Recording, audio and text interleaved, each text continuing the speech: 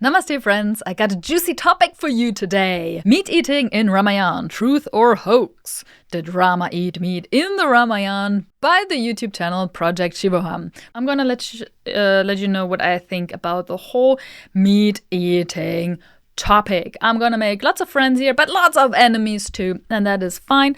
Sometimes we have to ruffle some feathers. It is not virtuous to just conform and be a good girl or a nice guy all the time and try to be not offensive. And we see it nowadays. It's not doing this world any good.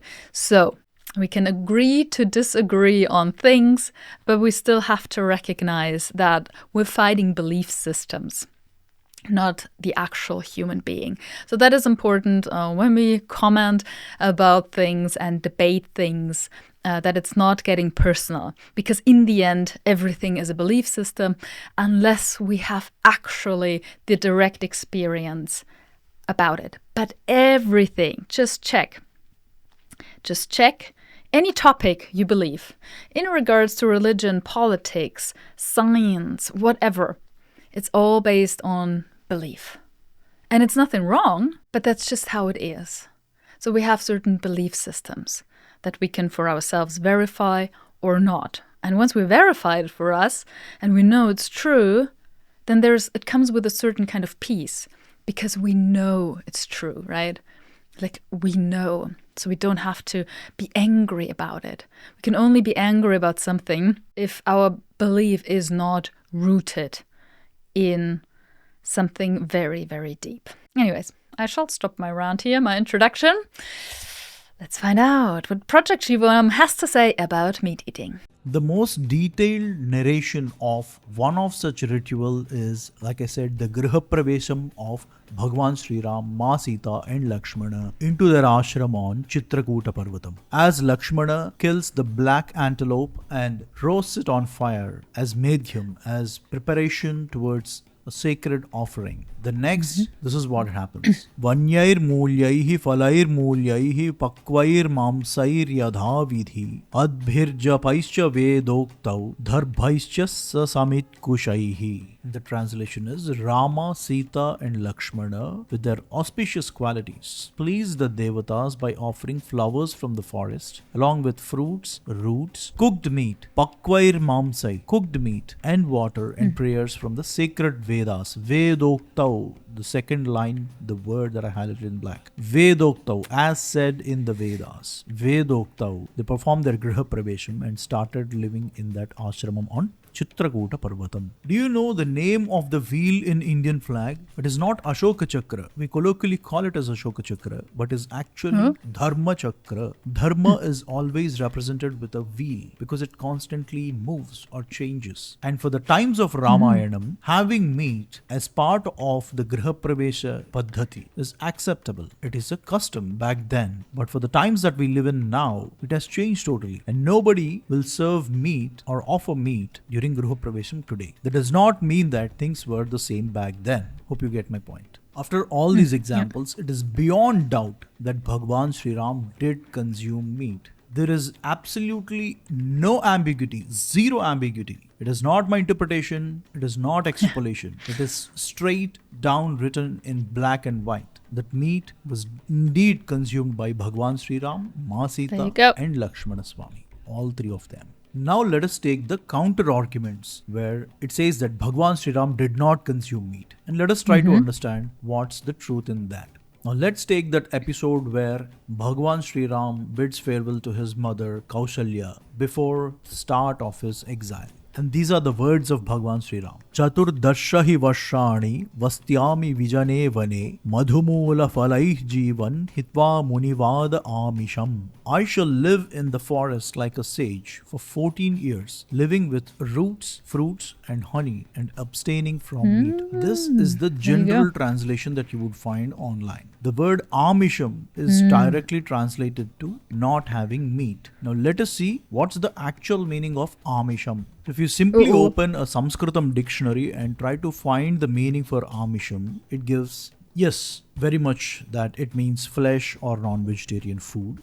but it gives more in the context of a pleasurable activity, more as a comfort, more as a desire, more as a luxury. Now, it is very much true that in this slokam, he's saying that I'm going to live in the forest like a sage, eating only roots and fruits and discarding all the luxury, which includes luxurious meat consumption. First thing, he gave up luxurious meat consumption. It's possible only if it is already part of his diet, which is, we get to know that from the episodes of Bharadwaja Maharshi and Guha's hospitality to Bharata, where Bharata is offered luxury meat dishes as a token of respect. So inherently it applies to Rama also. So even by this slokam, it is very clear that he did consume meat. But then what did he give up? He gave up luxurious consumption of meat. And if you also add the meaning of luxury, I'm not substituting meat consumption with only luxury. I'm talking about the comprehensive meaning about Amisham. So if you add up everything, then it makes more sense that he want to live like a sage for 14 years by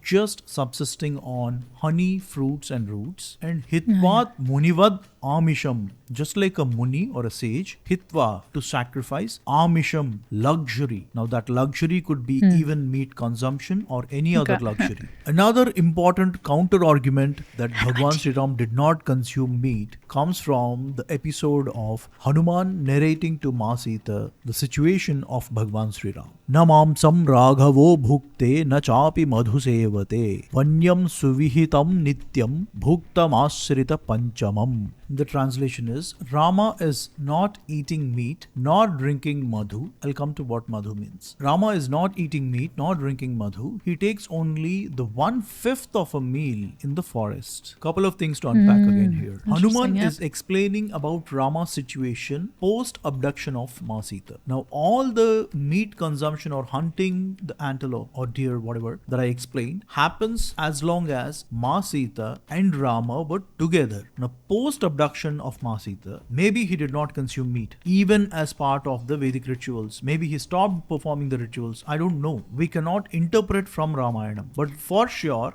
that situation of Sri Rama when Ma Sita is abducted, at that point, he was not consuming meat.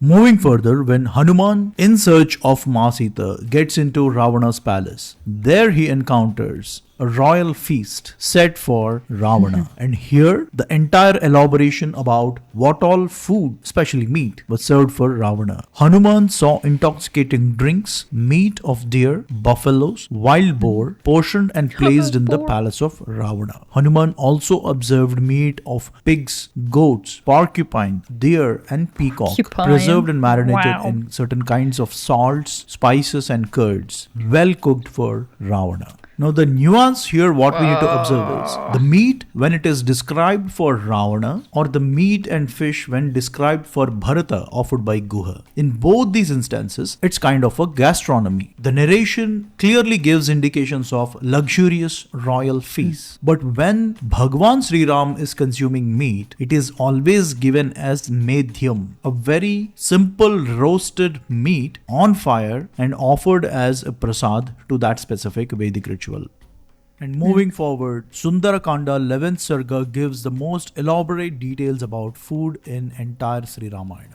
The massive meal, or rather the royal feast arranged for Ravana, it has meat of peacock, rooster, pigs and goats, porcupine, fish, buffalo and other types of meats, various grains and cereals based food items like the spread mentioned in Pakadarpadam, various types of natural and synthetic liquors based on honey, roots, tree barks and other earths. All this are meant for one person, that is Ravanasura. Also, let us briefly touch and go the Gita Press translation, which is source for a bit of misunderstanding when it comes to meat consumption. Before saying anything else, I have huge respect for Gita Press for everything they are doing over the last 100 years. I by no means is eligible to find faults with Gita Press, but just because to clear out the confusion around this topic of Bhagwan Sri Ram eating meat, I had no choice but to pull out Gita Press translation, because I understand that much of the northern part of Bharat, they follow Gita Press translation from Sanskrit to Hindi. In this slokam, the words Krishnam Mrugam Hatva Medhyam, 4 words. Krishna means black, Mrugam means deer, Hatva means to kill, Nedhyam means to offer it as a sacrifice to the Vedic ritual. Now, these 4 words do not have a fitting translation as per Gita Press version. It is more explained like a black yam, a tuberous vegetable that Lakshmana unearthed, which is incorrect because Hatva means to kill, Mrugam means deer. These words are pretty understandable, but they don't have straight translation. I understand that Gita Press sanitized it to keep away from the meat consumption aspect, which is totally fine. I can understand the sensitivities. But if you want to know the exact truth, well, it is a black antelope that is hunted and roasted on fire. Interesting. And when it comes to this instance, the word hatva, which means to kill while hunting, is directly given, having hunted for love of sport for large deer. Rama and Lakshmana hunted 4 species of deers. And then it says that the 2 brothers ate fruits. I mean, that's pretty understandable. No one hunts 4 deers and eats fruits. That just doesn't add up. The right translation is what I gave towards the. And again, I repeat, I'm nobody to point mistakes in Gita Press. I completely understand the sensitivities. They're such a great organization, and we all are eternally indebted to Gita Press. We need to buy those books. We need to learn ourselves all the great knowledge corpus that we have in Bharat. And on that note, Gita Press is definitely a great beacon of hope. So I cannot end this video by criticizing Gita Press. So with a sincere apology towards Gita Press and as a token of respect, let us learn an important aspect from Gita Press, Valmiki Ramayana. We all are conditioned to believe that Bhagwan Sri Ram's toe touched a rock and the rock became into Ahalya, and then Ahalya bowed down to the feet of Bhagwan Sri Ram. That is totally, absolutely incorrect and a very wrong way of representing the truth. Rama was just a 12-year-old boy when this incident happened. So the truth is, as you can see from the slokam itself, when Bhagavan Sri Ram enters the ashram of Gautama Maharshi, that is when Ahalya gets redeemed from her curse and she becomes visible to everyone. And she was a fully grown woman by then, almost the age of Kaushalya. So Rama and Lakshmana touch the feet of Ahalya and seeks her blessings, and she feeds them like her own children. This is the truth. Now the problem with this element called bhakti is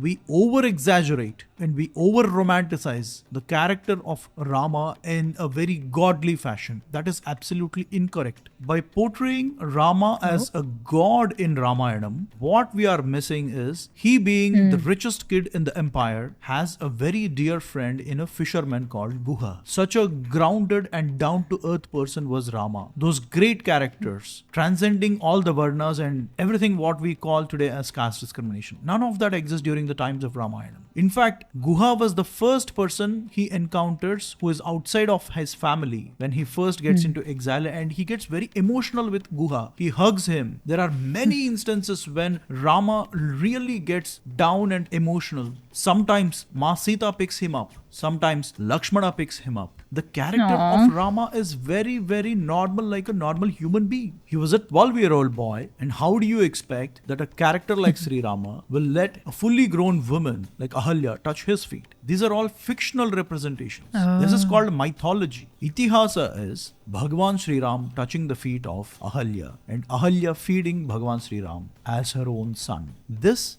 is Itihasa. Coming all the way back to where I started, facts and truth. It is okay if we get mixed up with the facts, but we need to be literally very clear about the truth. And the truth is, Bhagwan Sri Ram is worshipped for his qualitative attributes, for his eternal commitment towards dharma and satya. And if he is a vegetarian or non-vegetarian, no one worships him because of that. And of course, like I said, clearly he consumed meat during his vanavas, and that's the truth that nobody can change, no matter what. But that does not mean today you can offer meat as prasadam to Bhagwan Sri Ram. Because of the current day customs and traditions, it is forbidden, which is totally fine, and that has to be respected. And if you're a vegetarian, please be one. And if you're a non-vegetarian, it's your choice. My only point is, don't impose your individual opinions onto Sri Ramayanam.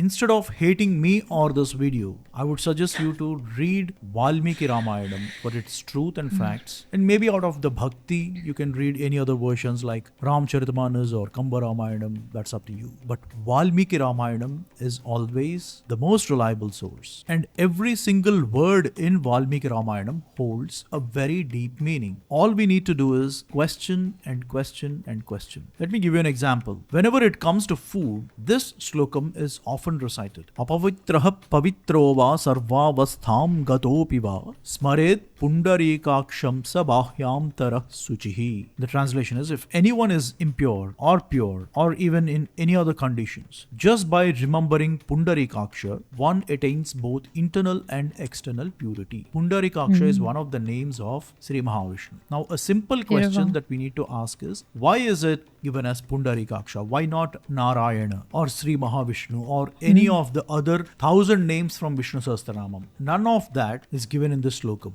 It says that only if you say Pundarikaksha, you will get that purity. The answer is, Pundarikaksha means the one with lotus petaled eyes. Lotus, as we all know, it grows in mud, stagnant and stinking waters. Often the case that it blooms in stagnant waters. So despite coming from such uncomfortable surroundings, still it blooms spotless and emanates its sweet fragrance. Just like that, even though I'm present in certain impure circumstances, just by remembering the fact that Pundarikaksha, which is an epithet of Sri Mahavishnu, I will also get purified just like that lotus. So more as an epithet, this specific name or word is used. Like this, every word has a very deep meaning associated with that. When Medhyam is used whenever Bhagavan Sri Ram was consuming meat, it means that it is a sacred ritual. If we miss out on that one word, then you will never be able to understand the context, the meaning, the purpose. None of it would be clear. Same way, here if you don't understand the meaning of Pundarikaksha, whether you say it 1 times or 108 times, it doesn't matter. We need to understand the meaning of the words. And I hope I made that very clear in explaining how and what circumstances under which Bhagavan Sri Ram consumed meat. With all that said and done, I'll leave you up there. Jai Sri Ram, and as always, thanks for watching. Thank you. Jai Shri Ram. Boom. We gotta know the meaning of the words. We gotta know the meaning of words we use, we focus on, we say when we say them. We can't just throw out words that we don't know the meaning of. And that's happening so much nowadays. People are being called all kinds of things, and people don't even know what they're saying. They insult other people, but they don't even know the word they're using. They just heard it and it's trendy and they just throw it out angrily. That's very fascinating, very fascinating. And here in this video, in the second part especially, you can see how careful Project Shivoham is. Talking about meat, trying not to offend people, trying not to offend Gita Press. And I totally understand that because there's a lot of respect. But what he is definitely careful about is the people that are just emotional, easily triggered, easily offended, and then just get angry, just lash out of emotion. That's almost like encouraged in this world. It's everywhere.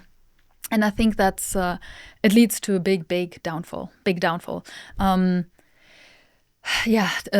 Debate is really having a conversation, having an argument, even heated, but still respecting each other and just attacking each other's belief systems is being lost nowadays. It's direct insult if somebody doesn't agree with you. Not always, but often. You see it often. Or people just don't communicate with you at all anymore because they see you have a different view on things. And he kept apologizing. And yeah, I get it. I was the same and still am the same here and there. Not lately. Lately, it loosened up a bit. It purified itself a little. I think it's important nowadays to not be afraid to voice one's opinion if one is called to. Not be afraid to offend people. Not be afraid to trigger people. Not looking for it. But if you see something and you just cannot stand with it, why not address it? Why not address it? It's like, hey, this is my view. Let's debate. Anyways, am I vegetarian or not? Yes, I'm vegetarian since 2008. My reason for becoming vegetarian was not holy or virtuous at all. It was rebellious. I read a book by some kind of doctor in Germany, and he said, we don't need to eat meat. And at that time, I was very rebellious in regards to the government, and I thought, you know what? I'm going to be a vegetarian now. That was my reason for being vegetarian. Now, over the years, it changed, of course. I came across the Buddhist path 1 year later, and it opened my heart to sentient beings, to animals. I saw them in a very different way. Every being was my mother in a past life. That's what the Tibetan teachings are saying. That's why you treat every human being and every animal with respect and love. Ideally, I'm not quite there yet, but I'd love that. I love that idea, and it's very beautiful. However, I'm the only one in my family who's vegetarian, and I'm the only one here in this house who is vegetarian, because my boyfriend loves meat. He is Filipino and he just loves it. There is no way around it. And he was actually the first one that I did not try and convert to vegetarianism. I did not try. I did not even have the impulse in changing him, because I have so much respect and I love him so much that it's just incomprehensible to me. It's fascinating to me. I never thought I would be so happy to prepare meat for someone.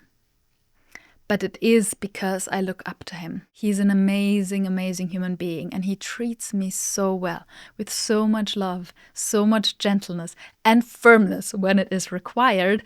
Then it's a no-brainer. Of course, I want to serve you. Whatever pleases you, I'll prepare. Yeah. And I'm also glad, in a way, when I prepare the meat. I'm not preparing everything because he's a way better cook than me. But when I prepare the meat, then I'm glad it goes through my hands, because I can bless it. It's like, sentient being. It's being prepared by these hands, by this being. So, there's hopefully some merit going to that being, if you believe in that. I think it's a beautiful thought. It doesn't harm anybody. And so that's what I believe. Yeah. So I let go a lot. Yeah. I treat my man as if, I'm serving the Lord. So anyways, that is what's going on here at home. That's what's going on when you see vlogs of me and Angelo camping. There's always meat involved, but it is not me eating it. I love my vegetarian food. I've been loving it since 2008, and I don't think it will ever change in this lifetime. Okay, this was fascinating. Once again, thank you so much, Project Shivoham. Thank you so much, people, for your comments. Keep the debate civil. Please, please, please. Use this as a chance to, understand yourself more, where you're coming from, what you believe, etc. And always debate the belief system, the thought, not the person. And then it is possible to have a different opinion, but not feel separate from the other person. Because there's so much division in this world. And I actually think that vegetarianism, veganism is also part of dividing people. Not just all kinds of other political topics. Vegetarian too now. We cancel this person because he's eating meat. Seriously. And it's like, how is that inspiring? How are you being inspiring? It's like, when I see that, it's like, and I was like that too, I'm not judging, I'm just, it's my observation. How is that helping the world? How is that contributing to a more peaceful world if we just cancel everybody? Yeah. Now you can voice your opinion, hey, how about this and this and this? Or a bit more firm and challenging. Before I leave you guys, I just want to quickly touch on Ravan's feast, which was tons and tons of meat. And that description is so different than the description of Lord Ram's feast, even at the palace, etc. You can really see that there is a difference. That's that Ravan and the Rakshas probably have this, they take pleasure and they have a meat consumption which is like over the top, which also makes it, more non-virtuous. Whereas if there's a little bit of meat here and there and whatever, it's very different. So nowadays I think, I wish it would be different too, because the way the animals are being treated, the amount of meat that's being wasted nowadays is just unimaginable. So much killing and so much meat eating. I'm not completely against meat eating, but it's done in a way where it's just pleasure, pleasure, pleasure, right? And not to sustain the body. But that's in general, food in general. I mean, walk into a store and the amount of not healthy food is insane. I walked to a gas station the other day. I was looking for something healthy. Everything was unhealthy. I was like, whoa, chocolate and chips and all kinds of gummy bears and whatever. It's just like, this is insane. It's not just meat. It's like, it's everywhere. But anyways, stop. I gotta stop. Otherwise, I'm never gonna stop. I love you. Bye-bye.